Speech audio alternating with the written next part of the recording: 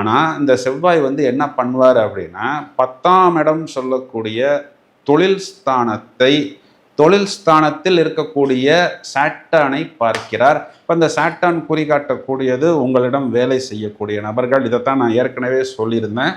உங்களுடைய எதிரி உங்களிடம் வேலை செய்யக்கூடிய நபரை குறிவைப்பார்.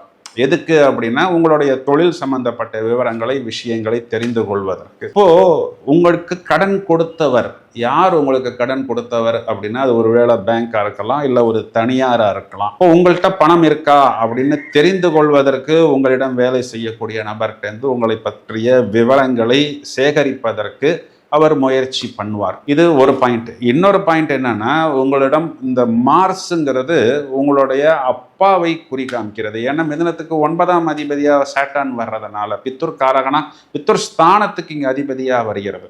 இப்போ உங்கள்கிட்ட கொடுத்த கடனை நேர்முகமாக உங்கள்கிட்டருந்து கேட்டால் வராது, நிறைய தடவை முயற்சி பண்ணியும் அதை ட்ரை பண்ணியும் நடக்கலைன்னு சொல்லி இன்டைரக்டாக உங்களுடைய அப்பாவை தொந்தரவு செய்வார்.